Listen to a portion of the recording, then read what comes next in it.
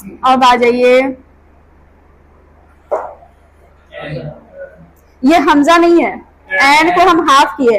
अब देखिए कि अब आप सोच रहे हो कि एन और हमजा की पहचान कैसे करना है। तो हमजा का तो कोई चक्कर नहीं है इसमें, क्योंकि हमजा हर्फ में नहीं आएगा, उसको सिर्फ और सिर्फ एराब के लिए हम बनाए हैं, इसके लिए मात्राएं के लिए इस्तेमाल किया जाएगा उसका। तो उसका तो कोई चक्कर नहीं, इसके अंदर आएगा नहीं, किसी के साथ वो जोड़ना जुड़ना तो है नहीं, उसको एराब के लिए इस्तेमाल करना है। एन का क्या है कि ये हाफ करके उसको आधा करके हम, जैसे कि ये गैन लिखा है तो इसको इतना कर दिए, गैन है, एन है, अगर नुक्ता नहीं लगाए तो।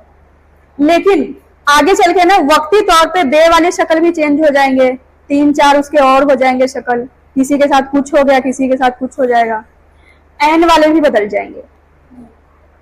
अगर हम बीच में लिखेंगे ना तो बीच में हमारा फ्लो नहीं बनेगा, फिनिशिंग नहीं आएगी बनाने का, तो उसको फिर हम चेंज कर देते, बदल देते। ठीक, तो ये एन है, अगर नुक्ता लग गया ऊपर तो बन गया गैन।